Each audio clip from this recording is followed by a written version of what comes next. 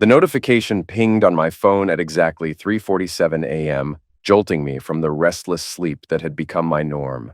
Another security alert from the company servers. I groaned, sliding my legs out of bed carefully to avoid waking Mara. The hardwood floor felt cold against my bare feet as I padded to my home office. 38 years old, and I was still jumping at every cybersecurity alert like some rookie analyst. But that's what kept our logistics firm's systems secure. My paranoia, my obsession with digital threats lurking in every shadow of our network infrastructure. I glanced back at our bedroom door where Mara slept peacefully, her auburn hair spread across the pillow like spilled wine. 6 years of marriage, and she still looked like the freelance UX designer who'd captivated me at that tech conference in Chicago. Even in sleep, she maintained that graceful composure that first drew me to her. Down the hall, our daughter Lexi breathed softly in her princess-themed bedroom, clutching her beloved plush owl, Hootie. At 6 years old, she was my entire world, bright, curious, with Mara's green eyes and my stubborn streak. The owl had been her constant companion since she was 3, especially after that terrifying incident at the mall when she'd wandered off. I'd found her that day, sitting by the fountain, tears streaming down her tiny face. Hootie pressed tight against her chest. "Daddy, I got lost," she'd whispered, and something in my chest had cracked wide open. That night, driven by a father's protective instinct and my background in child safety systems, I'd carefully embedded a tiny GPS tracker inside Hootie's stuffing. "I'll always know where you are, sweetheart," I'd promised her, showing her the little app on my phone with its friendly blinking dot. She'd giggled and hugged me tight, and for a moment I'd felt like the hero fathers are supposed to be. The security alert turned out to be another false alarm, a routine backup process triggering our overly sensitive monitoring system. I closed my laptop and checked the tracking app out of habit, something I did maybe once a year just to make sure the little device still functioned. The app opened to show Hootie's location history, and I froze. Multiple visits to 4,237 Riverside luxury apartments. Thursday afternoons. The timestamps showed 30 to 40-minute stays, always between 3 o'clock and 4 p.m. Always on Thursdays. I stared at the screen, my rational mind scrambling for explanations. Maybe Lexi had daycare field trips, maybe Mara took her to visit a friend. But as I scrolled through the data, a pattern emerged that made my stomach clench like a fist. 5 consecutive Thursdays, same location, same duration. And according to Mara's shared calendar, those were the exact times she'd marked as mom-daughter bonding time. I sat in my office chair, the leather creaking in the pre-dawn silence, staring at that damning little dot on the map. My hands trembled as I zoomed in, studying the satellite view of the luxury complex. High-end apartments, the kind that came with concierge services and residents who drove cars worth more than most people's annual salaries. The kind of place where a senior IT director might live. Reed Park's face flashed in my mind. My colleague, my supposed friend, the man I'd trusted with sensitive database access just last month. Tall, charming, with silver hair, and the kind of confidence that made him popular at company mixers. He'd always been friendly with Mara at corporate events, complimenting her design work, making her laugh at his stories. But surely not. Surely my wife of 6 years, the mother of my child, wouldn't. I forced myself to breathe, to think logically. There had to be an innocent explanation. Mara was devoted to our family. She worked from home, took care of Lexi, supported my demanding career without complaint. She wasn't the type to... My phone buzzed with a text message. "Mara, can't sleep either. Miss you. Come back to bed." I stared at the heart emoji, that little digital symbol that once would have made me smile. Now it felt like a lie, like everything else in my carefully constructed life. I typed back, "Just checking some work stuff. Be there soon." But I didn't go back to bed. I sat in that chair until dawn crept through the windows, studying the GPS data, memorizing every timestamp, every location, every damning piece of evidence that suggested my world was built on deception. When Mara appeared in the doorway at 6:30 a.m., already dressed in her yoga clothes, she looked like an angel. "You've been up all night again," she said, concern creasing her brow. "Sem, you're going to exhaust yourself." "Just some security protocols," I replied, closing the laptop quickly. "How did you sleep?" "Good. Lexi's asking for pancakes again." She moved behind my chair, her hands settling on my shoulders, beginning one of those massages that usually melted away my stress. "You're so tense. Maybe you should take a day off." Her touch, once my sanctuary, now felt like manipulation. I forced myself not to flinch away. Maybe. Hey, what's on your schedule today? Oh, the usual. Might take Lexi to the park after lunch. She's been cooped up all week with this rain. Mara's voice was casual, practiced. Why? Just wondering. I might leave work early, spend some time with you both. Something flickered across her face. Was it panic? Disappointment? That would be lovely, but didn't you say you had that security audit today? I had said that, yesterday in passing. But it was Tuesday, not Thursday. Thursday was still 2 days away. Right, I said. I forgot. She kissed the top of my head. My absent-minded genius. Come on, let's get breakfast started before Princess Lexi becomes Princess Grumpy. As she left the room, I reopened the laptop and created a new folder on my desktop. I named it Project Recovery, because if my worst fears were true, I was going to need all my technical expertise to recover not just my daughter's toy, but my entire life. Thursday arrived like a sentencing. I sat in my car across from Lexi's daycare at 2:45 p.m., laptop balanced on my knees, the tracking app refreshing every 30 seconds. My hands felt clammy against the steering wheel as I watched other parents pick up their children, normal families living normal lives, unaware that one of their own was potentially falling apart in the parking lot. At 2:52 p.m., Mara's silver Honda pulled up to the daycare entrance. I slumped lower in my seat, watching through the windshield as she emerged, looking radiant in a sundress I'd bought her for our anniversary. She moved with purpose, checking her phone twice before disappearing into the building. 5 minutes later, she reappeared with Lexi, who clutched Hootie tight against her chest. They walked to the car, Mara's hand gentle on our daughter's back as she helped her into the car seat.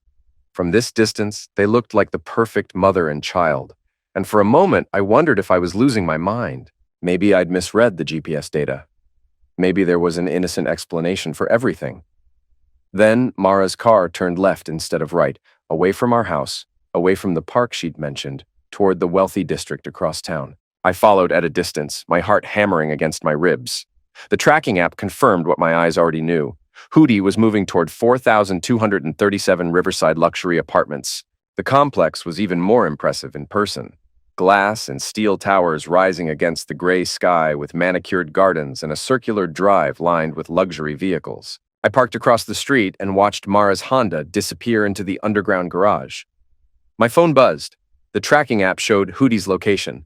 Building C, approximate floor 15, 17. I pulled up the company directory on my laptop. Reed Park's emergency contact information was still in my access folder from when I'd helped set up the new security protocols last month. His address? 4,237 Riverside Luxury Apartments, Building C, Unit 1547, 15th floor. The world seemed to tilt sideways. I gripped the steering wheel until my knuckles went white, fighting the urge to storm into that building and confront them both. But I was a systems engineer, trained to gather data before drawing conclusions. I needed proof, not assumptions. I needed to know exactly what was happening in Reed Park's apartment while my daughter played with her toy. 43 minutes later, Mara's car emerged from the garage. I followed them back toward town, maintaining careful distance, my mind racing through possibilities. When they stopped at the ice cream shop near our house, I drove past and headed home. By the time they returned an hour later, I was at my desk, working on what appeared to be routine server maintenance. In reality, I was upgrading Hootie's tracking device with additional capabilities I'd been developing for a child safety project before I'd left the public sector. Daddy! Lexi burst into my office, ice cream still smeared around her mouth. We went to get strawberry cones. Did you have fun with Mommy? I asked, lifting her onto my lap. We visited her friend, and I played with Hootie in a big room with lots of windows. There were airplanes outside. My blood turned cold. Reed's apartment was on the 15th floor, with views of the airport approach pattern. That sounds exciting, sweetheart. Did Mommy's friend have a nice apartment? It was really big, and he had a pool table, but Mommy said I couldn't play with it. Lexi's eyes were wide with the wonder only 6-year-olds could feel about adult spaces. He made juice for Mommy, but it was grown-up juice that smelled funny. Booze, in the middle of the afternoon while my daughter was present. Did you like Mommy's friend? I asked, keeping my voice carefully neutral. Lexi scrunched up her nose. He was okay. He had silver hair like Grandpa, but he was different. He kept looking at Mommy in a weird way, and he asked me to play in the other room a lot. I set her down gently. Why don't you go wash your hands for dinner? Okay, Daddy. Can Hootie come to dinner too? Of course, sweetheart. After she left, I opened my laptop and accessed the company's internal systems. Reed Park had requested extended database access 3 weeks ago, citing a security audit. I'd approved it myself, trusting a colleague's word without question. Now I ran a detailed log analysis tracking every query Reed had made against our servers. What I found made my stomach drop into my shoes. Customer shipping manifests, financial records, route optimization data, contract details with our biggest clients, everything necessary to undercut our company's competitive advantages, everything that would be worth millions to our competitors. I pulled up Reed's employment history, cross-referencing it with the timeline of his database access. His queries intensified on the same days Hootie's GPS showed visits to his apartment, the same days Mara had marked mom-daughter time on her calendar. The pattern was clear, methodical, devastating. My wife wasn't just having an affair. She was providing cover for corporate espionage, using our daughter as an unwitting accomplice while she passed along access credentials or sensitive information to a man who was systematically stealing from the company I'd spent years protecting. I leaned back in my chair, my hands shaking with a rage so pure it felt like electricity in my veins. All those late nights I'd spent fortifying our digital defenses, and the real threat had been sleeping in my bed, eating at my table, kissing me goodnight while she planned my destruction. But I wasn't the same man who discovered his daughter's toy in the wrong place 5 days ago.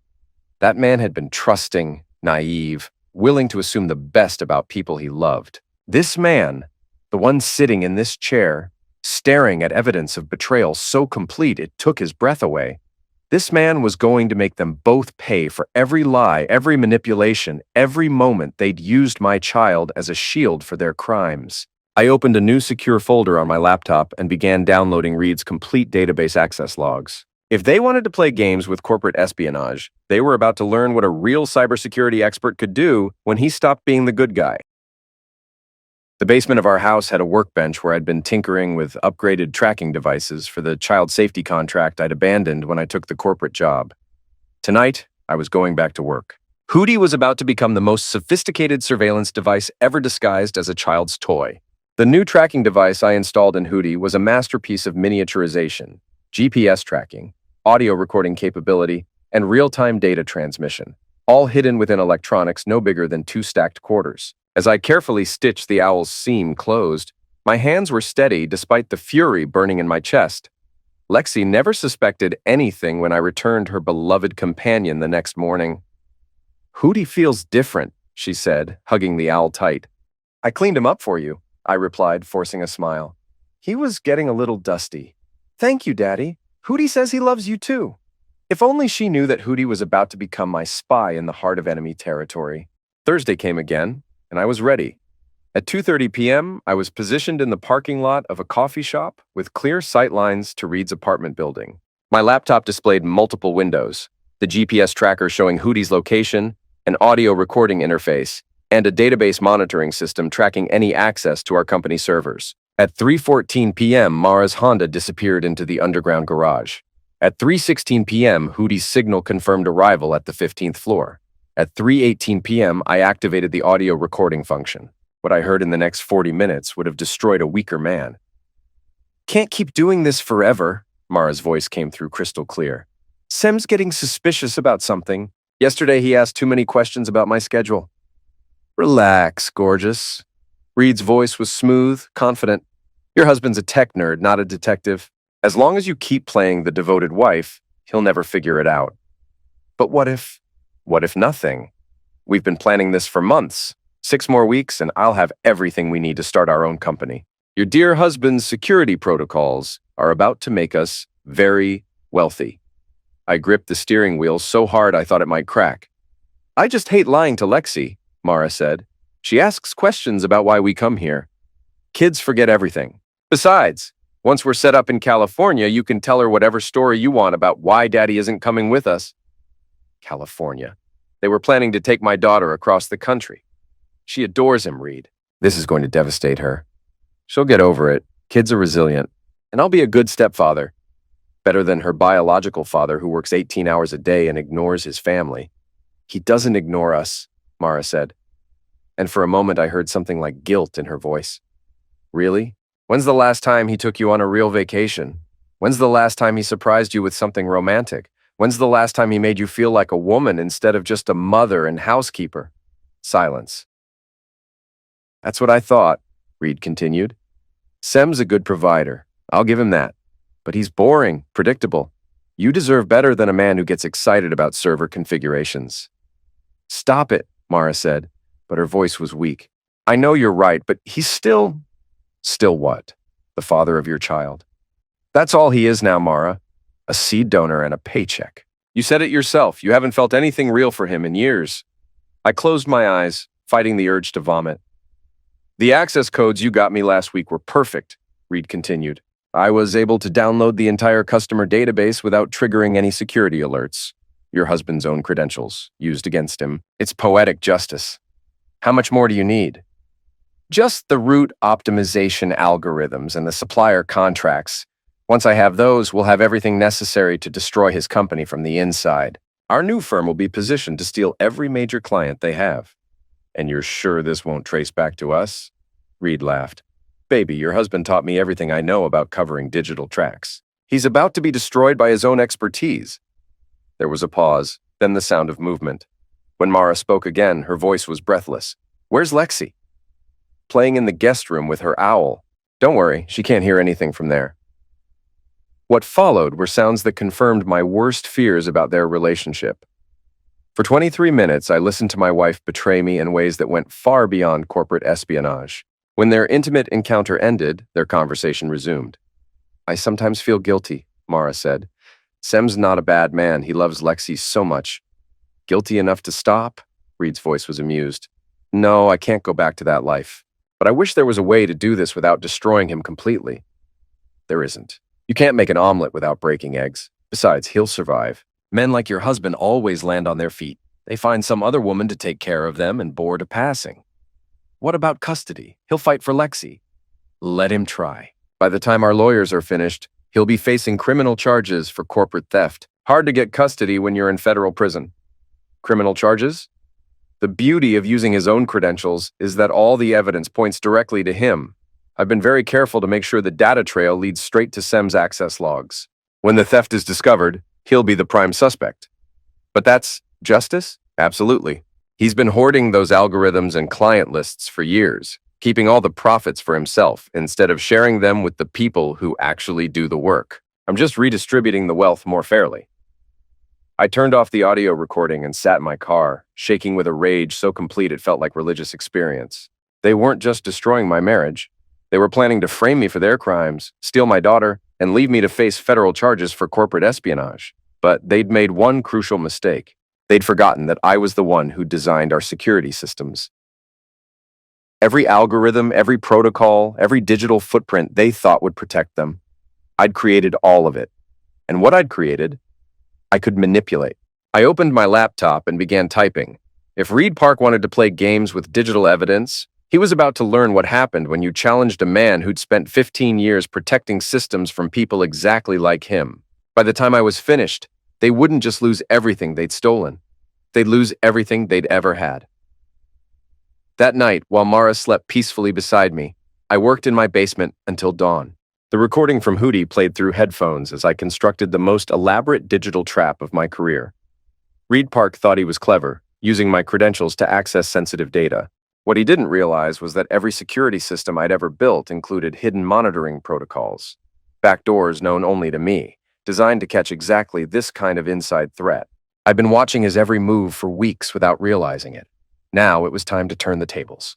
First, I created a series of honeypot databases, fake repositories filled with tempting but worthless information. To Reed's untrained eye, they would appear to contain our most valuable trade secrets. In reality, they were digital landmines, rigged to explode the moment he tried to download their contents. Second, I modified the access logs he thought he was manipulating.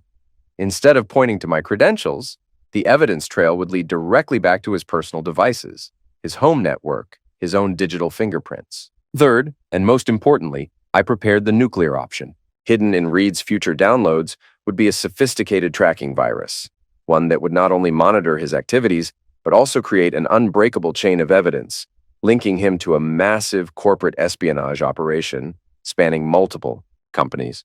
The virus would lie dormant until activated, then burst into life like a digital cancer, documenting every crime he'd committed and preparing to transmit that evidence directly to federal cybercrime investigators. But I wasn't finished. If Reed and Mara wanted to destroy my life, I was going to make sure they understood the true cost of that decision. I accessed Mara's laptop while she slept, implanting tracking software that would monitor every keystroke, every email, every digital conversation. I needed to understand the full scope of their conspiracy, map every ally, identify every weakness. What I found was worse than I'd imagined.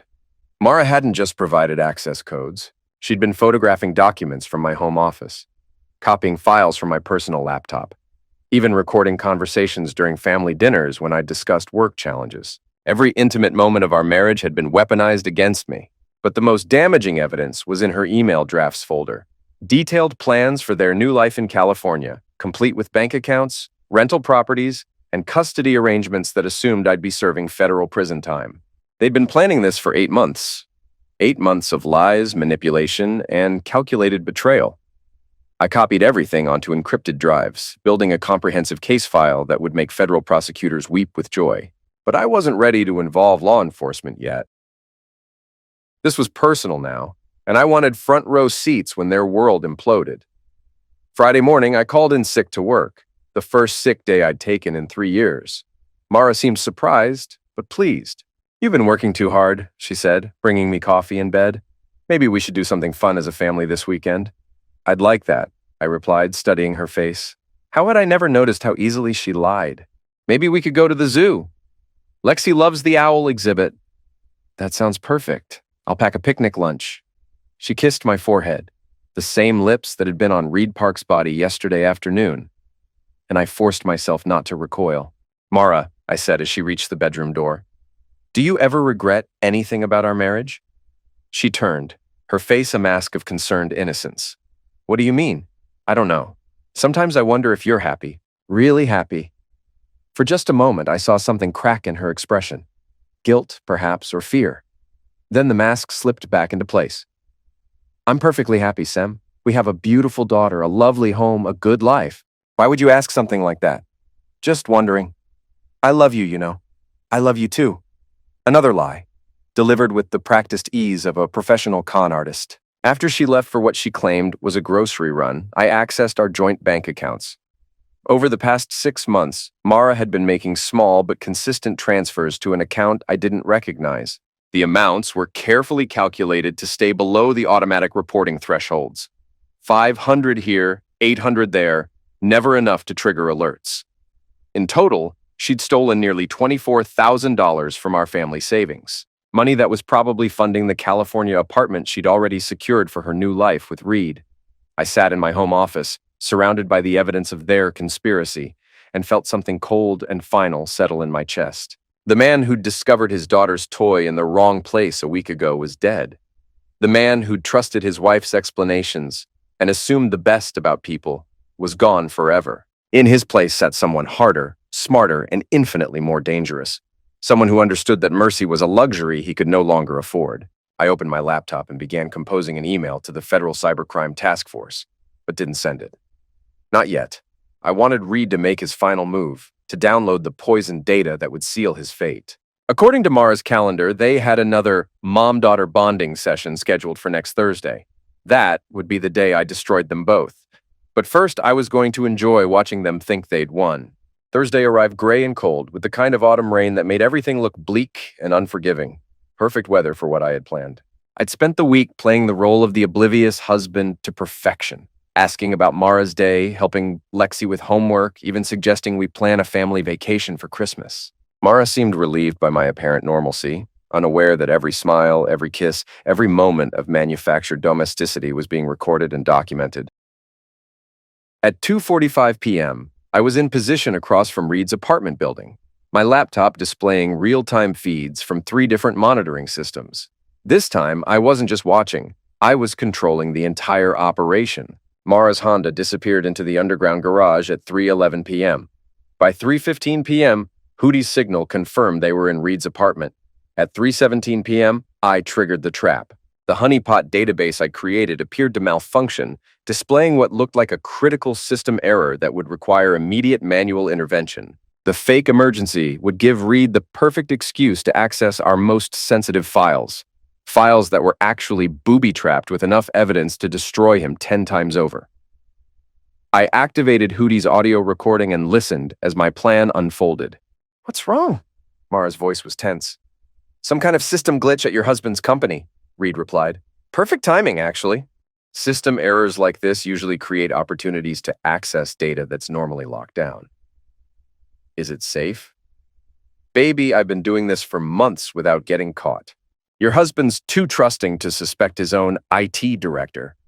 The sound of typing filled the recording as Reed accessed his workstation. I watched on my own screen as he took the bait, navigating directly to the files I'd prepared for him. "Jackpot," he said. "I'm looking at their entire route optimization algorithm. This is worth millions." "How long will it take to download?" "About 10 minutes. Why don't you keep me company while we wait?" What followed was audio I'd heard before, but this time I listened with cold, analytical detachment instead of heartbreak. Every sound, every word was being recorded in multiple formats, backed up to secure servers, and time-stamped with precision that would satisfy any court in the country. But the real show was just beginning. At 3:31 p.m., Reed's download completed. The moment his system processed the final file, my virus activated. I watched on my monitoring software as the digital parasites spread through Reed's network like wildfire, copying every file, every email, every piece of evidence of his criminal activities. Within 90 seconds, it had found and documented 3 separate corporate espionage operations, dating back 14 months. Reed Park hadn't just been stealing from my company. He'd been running a systematic data theft operation targeting multiple firms in our industry. "Something's wrong." Reed's voice was sharp with sudden panic. "My system's running some kind of scan I didn't initiate." "What does that mean?" "I don't know. It's accessing files I've never seen before, creating some kind of report." I smiled as I watched the virus complete its work. In addition to documenting Reed's crimes, it was also creating an unbreakable evidence trail linking every piece of stolen data directly back to his personal devices. "Can you stop it?" "I'm trying, but..." Reed's voice cut off abruptly. "Reed? What's happening?" "The system just locked me out, and there's a message on the screen." "What does it say?" Reed's voice was barely a whisper. "It says, 'Game over. Evidence transmitted to Federal Cybercrime Task Force. Have a nice day.'" The silence that followed was the most beautiful sound I'd ever heard. "Transmitted to who?" Mara's voice cracked with terror. "Federal investigators. Someone's been watching us, Mara. Someone knows everything."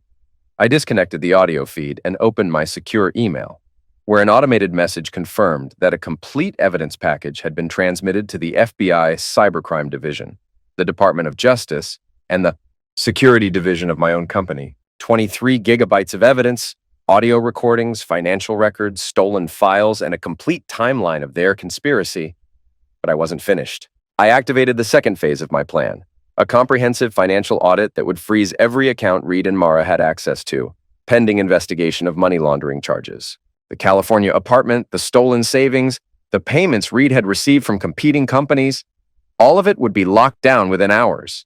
Phase 3 was even more satisfying. I'd spent days crafting a legal brief that outlined not just their crimes, but also the endangerment of a minor. Using Lexi as cover for corporate espionage constituted child endangerment under federal law, with mandatory minimum sentences that would ensure they both spent years in prison. My phone rang. Mara's number. "Sem?" Her voice was panicked, desperate. "Something's wrong. We need to come home right away." "What's wrong, honey?" I asked, my voice perfectly calm. "I can't explain over the phone, just we need to talk." "Of course. I'll be waiting."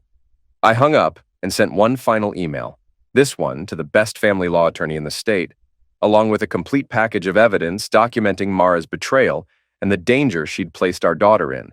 By the time she walked through our front door, every aspect of her life would be under federal investigation. 28 minutes later, Mara's Honda pulled into our driveway. I watched from the living room window as she sat in the car for several minutes, clearly trying to compose herself. When she finally emerged, Lexi clutching Hootie beside her, she looked like a woman walking to her own execution. "Ah, Daddy!" Lexi ran to me, and I scooped her up, holding her tight. "How was your afternoon with Mommy?" "Good. We went to see her friend again, but he seemed upset about something. His computer was making weird noises." "Computer problems can be frustrating," I agreed, looking directly at Mara. "Sometimes systems crash when people try to access files they shouldn't." Mara's face went white. "Why don't you go play with Hootie in your room, sweetheart?" I said to Lexi. "Mommy and I need to talk about grown-up things." After Lexi disappeared upstairs, Mara and I stood in our living room, the same room where we'd exchanged wedding vows 6 years ago, where we'd celebrated Lexi's first steps, where we'd built what I'd thought was a life together. "Sam," she began, her voice shaking, "I need to tell you something." "I know exactly what you need to tell me," I replied. "The question is, are you going to lie to me one more time, or are you finally going to tell the truth?" She collapsed onto the couch, her face in her hands. "How long have you known?" "Long enough to document everything, long enough to build a case that's going to put both you and Reed in federal prison for the next 10 to 15 years. She looked up, tears streaming down her face. "Sam, please, I can explain." "Explain what?" "How you've been using our daughter as cover while you helped your lover steal corporate secrets. How you've been draining our bank accounts to fund your escape to California. How you plan to frame me for your crimes." "You don't understand." "I understand perfectly." I sat across from her, my voice calm and cold. "I understand that you're a criminal who was willing to destroy your family for money. I understand that you endangered our daughter by bringing her to your partner in crime's apartment. And I understand that in about an hour, FBI agents are going to arrest both you and Reed for federal espionage charges." Mara's face crumpled. "What about Lexi?" "What about her? Did you think about her when you were planning to disappear to California? Did you think about her when you were using her favorite toy as cover for corporate theft?" "I never meant for any of this to hurt her." "But it did hurt her. Every lie you told, every time you put her in danger, every moment you chose Reed Park over your own family, you were hurting her." The sound of car doors slamming interrupted our conversation. Through the window, I could see federal agents approaching our front door. "Sam, please," Mara whispered. "She's your daughter too. Don't let them take me away from her." I looked at this woman who'd shared my bed, raised my child, and systematically destroyed everything we'd built together. Once, I'd loved her more than life itself. Now, I felt nothing but cold satisfaction as I heard the FBI agents climbing our front steps. "You took yourself away from her the moment you chose to become a criminal," I said. "I'm just making sure she's safe from the consequences of your choices." The doorbell rang. I went to answer it, leaving Mara sobbing on the couch, the same couch where we used to watch movies together, where she used to fall asleep in my arms after long days with the baby. Those people were gone now. In their place stood a federal criminal and the man who'd brought her to justice. When I opened the door to let the agents inside, I felt something I hadn't experienced in weeks. Peace. The war was over. I'd won. The arrest was everything I'd imagined and more. Special Agent Catherine Walsh, a sharp-eyed woman in her 40s, presented her warrant with the kind of crisp professionalism that spoke to years of complex financial crimes. Behind her stood 3 other agents, including a cybercrime specialist, who recognized my name from my previous work in public sector security. "Mrs. Hollister," Agent Walsh said, her voice carrying the authority of the federal government, "you're under arrest for conspiracy to commit corporate espionage, money laundering, and child endangerment in the commission of federal crimes." Mara's legs gave out. She collapsed back onto the couch, her face a mask of disbelief. "This isn't happening. This can't be happening." "Ma'am, you have the right to remain silent," Agent Walsh continued, unmoved by Mara's breakdown. "Anything you say can and will be used against you in a court of law." As they read her rights, I went upstairs to Lexi's room. She was playing with Hootie, completely unaware that her world was about to change forever. "Sweetheart," I said, sitting on her bed, "some police officers are here to talk to Mommy about grown-up problems. You're going to stay with me tonight, okay? Is Mommy in trouble?" "Yes, she is.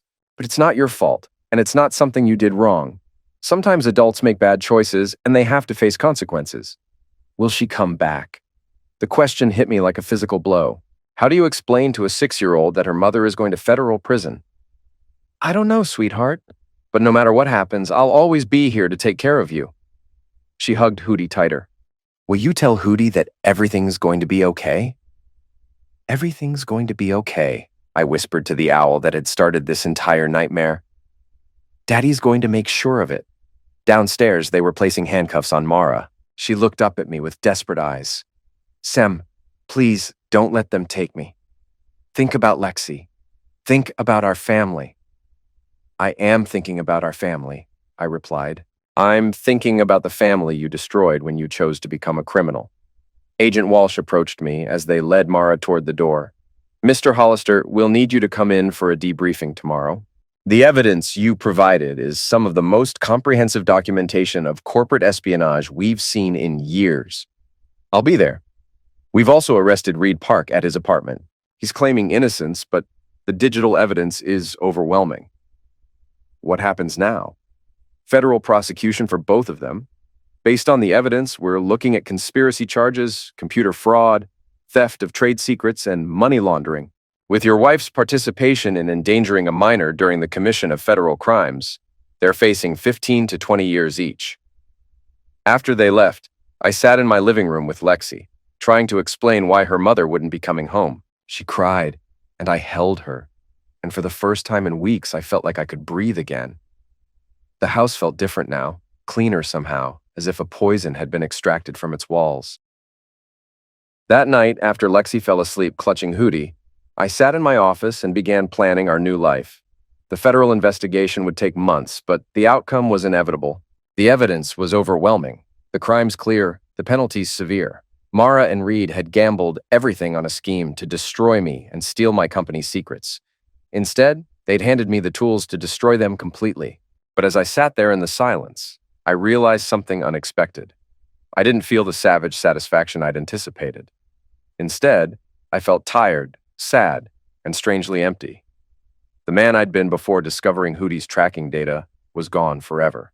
In his place sat someone harder, more ruthless, capable of orchestrating the systematic destruction of 2 human lives without losing a moment's sleep. I'd won the war, but victory had come at a cost I was only beginning to understand. Outside, it was still raining. 6 months later, I sat in federal court watching my wife's life end in real time. The prosecution had built their case meticulously, using every piece of evidence I'd provided to construct an airtight narrative of betrayal, greed, and criminal conspiracy. Mara sat at the defendant's table in an orange jumpsuit, her once beautiful hair now lank and unwashed, her face gaunt from months in federal detention. She'd lost weight, lost her color, lost everything that had once made her radiant.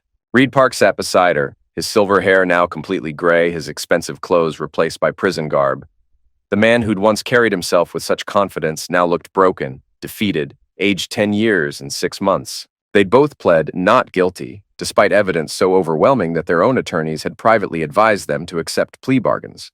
But Reed's arrogance and Mara's desperation had led them to roll the dice on a jury trial. It was the worst decision they could have made. Assistant U.S. Attorney Maria Santos was a prosecutor with a reputation for complex financial crimes. She'd spent weeks preparing for this case, and her opening statement was surgical in its precision. "Ladies and gentlemen of the jury," she began, "this case is about betrayal on multiple levels. The betrayal of a marriage, the betrayal of a company's trust, and most importantly, the betrayal of a 6-year-old child who was used as an unwitting accomplice in her mother's crimes." She gestured to a large screen where Hootie's tracking data was, displayed in stark detail.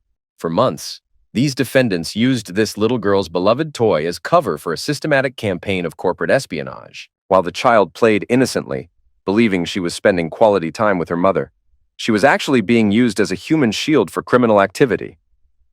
The jury, 8 women and 4 men, most of them parents, looked horrified. The evidence will show that Mara Hollister and Reed Park conspired to steal trade secrets worth millions of dollars. They drained bank accounts, manipulated computer systems, and planned to frame an innocent man for their crimes. But most damaging of all, they were willing to use a child to accomplish their goals. Santos moved to the evidence table, where dozens of exhibits were arranged with courtroom precision. You will hear recordings of the defendants discussing their crimes. You will see financial records documenting their theft. You will review computer logs proving their systematic violation of federal cybercrime statutes. She paused, letting the weight of her words settle over the courtroom. But most importantly, you will hear the voice of a little girl describing her visits to Reed Park's apartment, unaware that her presence was providing cover for federal crimes. The recording of Lexi describing the big room with lots of windows played through the courtroom speakers. Several jurors visibly winced. When it was the defense's turn, Mara's attorney, James Morrison, attempted to paint her as a sufferer of manipulation. "My client is guilty of infidelity," he conceded. "She's guilty of making terrible choices that destroyed her marriage, but she is not guilty of espionage. Mara Hollister is a stay-at-home mother with no technical background, no understanding of computer systems, no ability to mastermind the complex crimes described by the prosecution. It was a reasonable strategy, but it fell apart the moment Santos played the recordings from Hootie. Mara's own voice filled the courtroom. "I just hate lying to Lexi. She asks questions about why we come here." And Reed's response, "Kids forget everything. Besides, once we're set up in California, you can tell her whatever story you want about why Daddy isn't coming with us." The sound of my wife planning to abduct my daughter was devastating testimony. Reed's attorney tried a different approach, claiming his client was being framed by a vengeful husband with sophisticated technical skills. "Sam Hollister is a cybersecurity expert," defense attorney David Chen argued. "He has the knowledge and the access to manipulate digital evidence, to create false data trails, to manufacture evidence of crimes that never occurred. It was a clever theory that might have worked against a less prepared prosecution. Santos destroyed it in 30 minutes. She called me to the witness stand on the third day of testimony. Walking past Mara's table, I caught her eye for the first time since her arrest. She mouthed the word, 'please,' but I looked away. Under Santos's questioning, I walked the jury through the discovery of the tracking data, the installation of the upgraded surveillance equipment, and the systematic documentation of their crimes. "Mr. Hollister," Santos asked, "did you manipulate any of the evidence presented in this case?" "No, I did not." "Did you create false data trails or manufacture digital evidence?" "No. Every piece of evidence presented here is authentic and unaltered." "Could you have manipulated this evidence if you'd wanted to?" I paused, considering the question carefully. "Yes, I have the technical skills to manipulate digital evidence, but that would have been unnecessary. The defendants documented their own crimes so thoroughly that manipulation would have been redundant." Morrison cross-examined me aggressively, trying to paint me as a controlling husband who'd driven his wife to seek affection elsewhere. "Mr. Hollister, isn't it true that you were emotionally distant from your wife?" "I worked long hours to provide for my family. If that made me distant, then yes." "Isn't it true that you neglected your wife's emotional needs?" "I loved my wife. I trusted her. I believe she loved me in return. If that constitutes neglect, then I'm guilty as charged." "Isn't it true that you installed surveillance equipment in your daughter's toy without your wife's knowledge or consent?" "I installed a GPS tracker 3 years ago, after my daughter got lost in a mall. I updated that equipment when I discovered it was recording evidence of federal crimes." "So you admit to conducting surveillance on your own family?" "I admit to protecting my daughter from being used as an accessory to federal crimes." Morrison pressed harder. Mr. Hollister, isn't this entire prosecution simply an elaborate revenge scheme by a man who couldn't accept that his wife had fallen out of love with him?" I looked directly at the jury. "If I wanted revenge, I would have handled this privately. Instead, I gathered evidence and turned it over to federal authorities because my wife and her accomplice were committing serious crimes that threaten national economic security. This isn't about revenge. It's about justice." The trial lasted 2 weeks.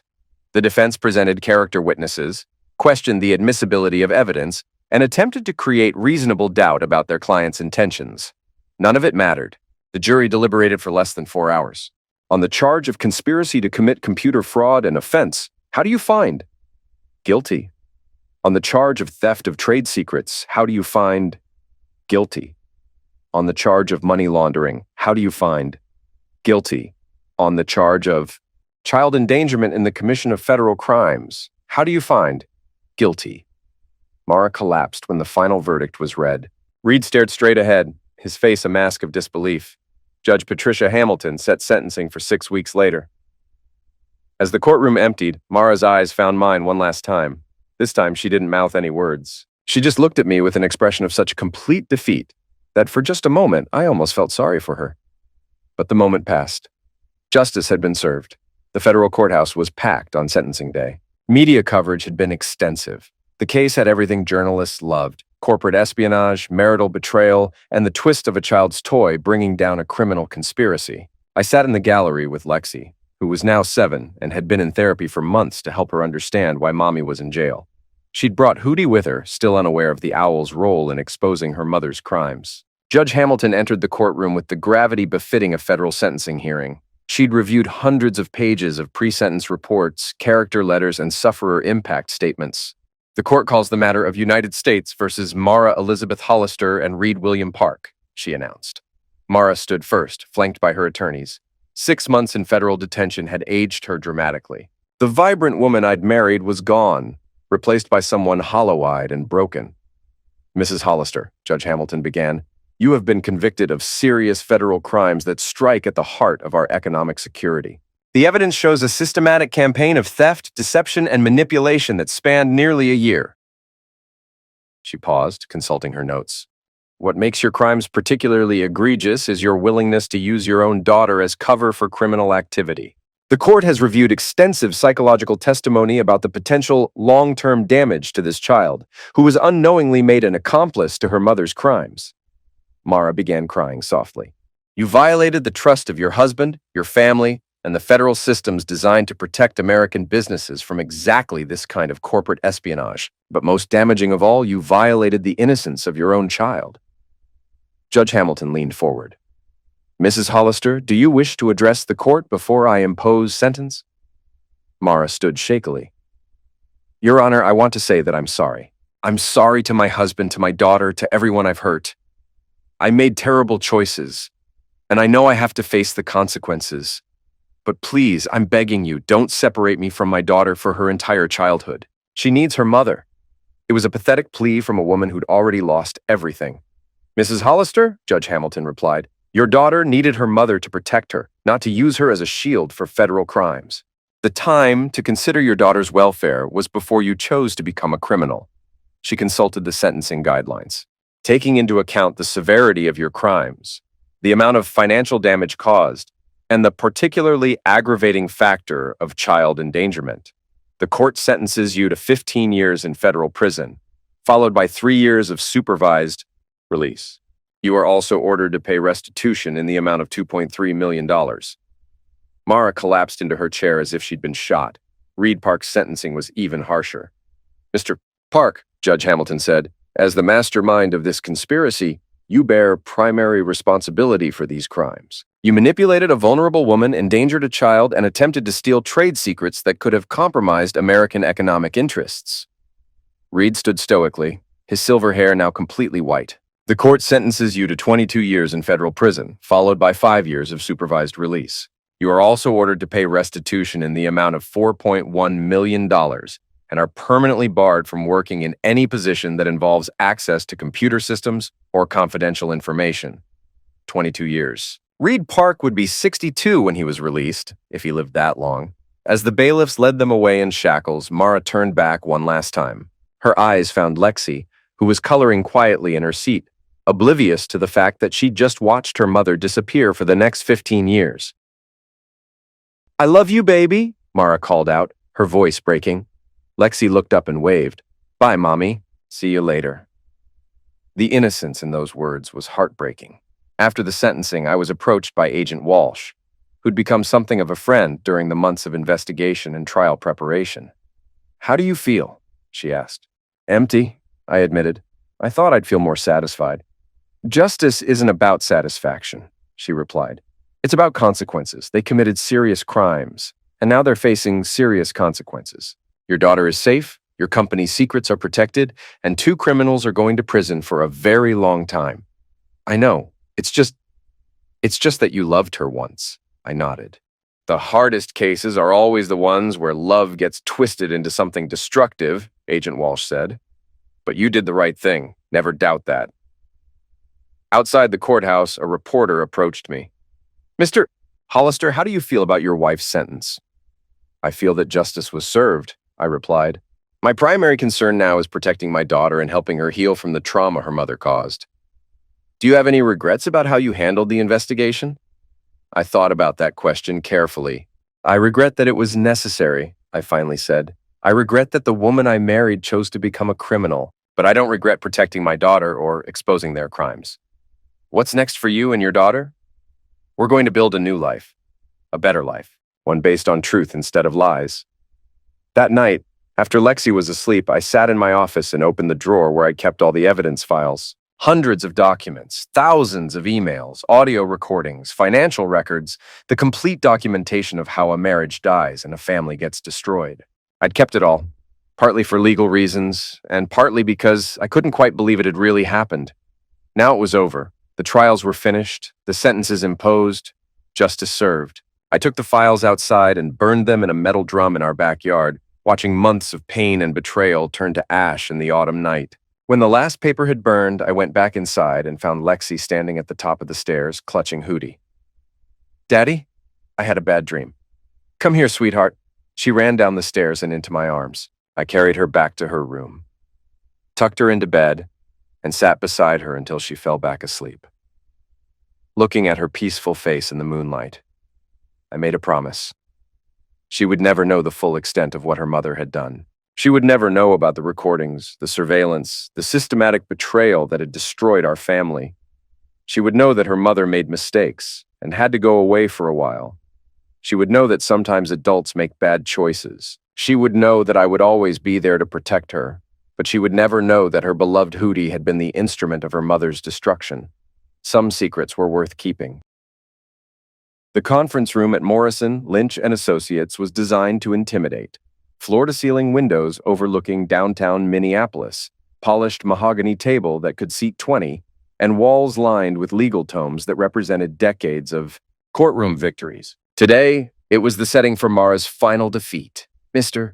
Hollister," said Patricia Morrison, Mara's appeals attorney, "my client is willing to terminate all parental rights in exchange for your agreement not to pursue additional civil damages."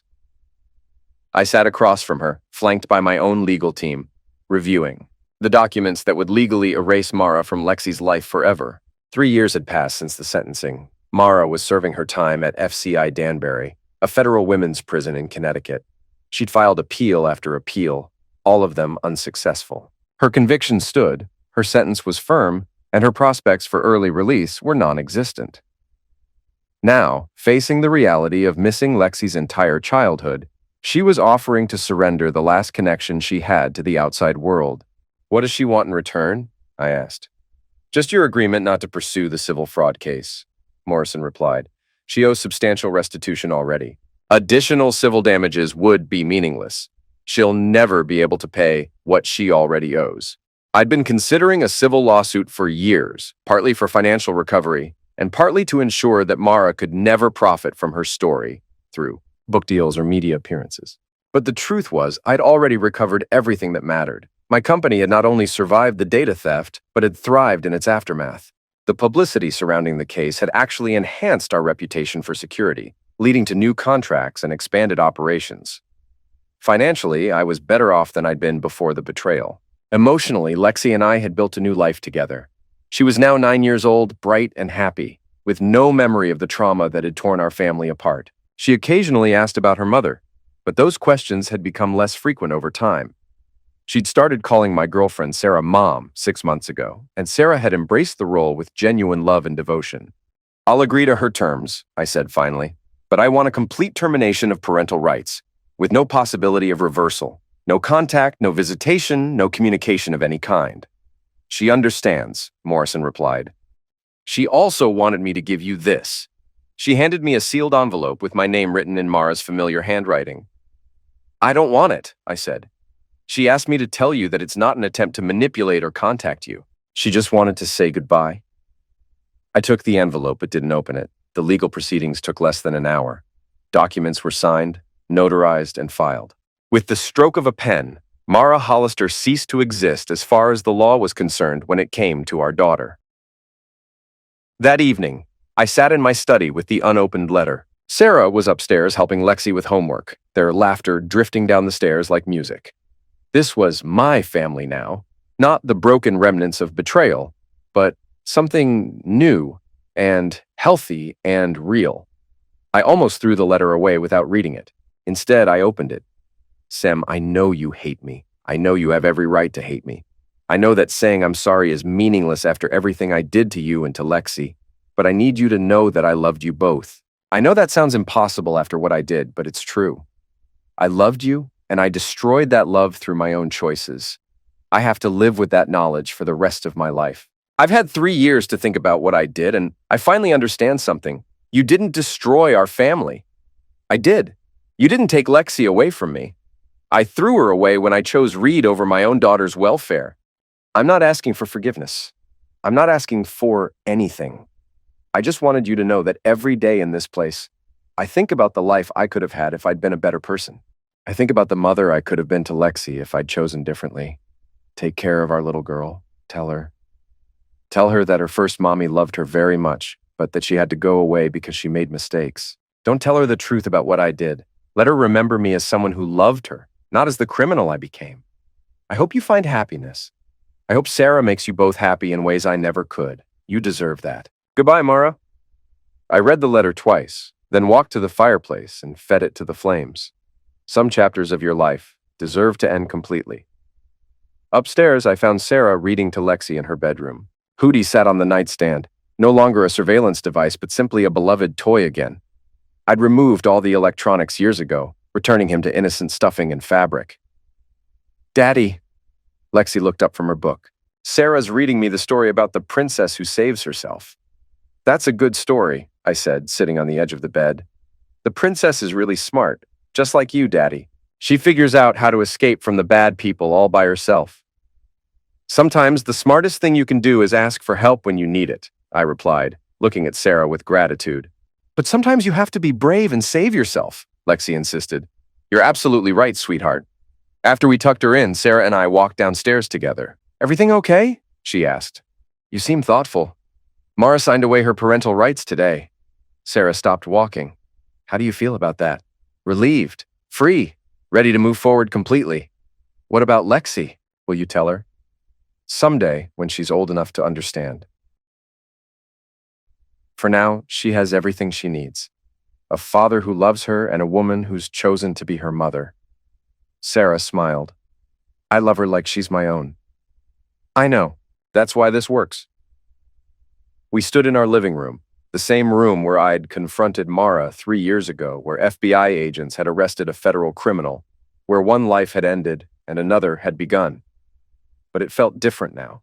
The poison was gone, the lies were buried, and the people who remained were bound together by choice rather than obligation. Sem, Sarah said quietly, do you ever regret how things ended with Mara? I thought about that question, the same one Agent Walsh had asked me 3 years ago. I regret that it was necessary, I said finally. I regret that the woman I married chose to become someone I couldn't recognize. But I don't regret protecting Lexi. I don't regret seeking justice. And I don't regret the life we've built from the ashes of what came before. Good, Sarah said, because this is a pretty amazing life. She was right. Standing in that room with the woman I loved, knowing that upstairs slept a daughter who felt safe and cherished, I realized that sometimes destruction is just the first step toward building something better. Mara had tried to take everything from me, my marriage, my child, my career, my freedom.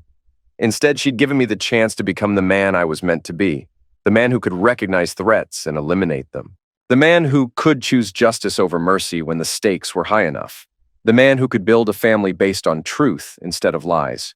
Outside, Minneapolis sparkled in the autumn night, full of life and possibility. Inside, my family slept peacefully, protected by systems I'd built and choices I'd made. I'd won the war, paid the price, and earned the peace. Some victories are worth any cost. This was one of them.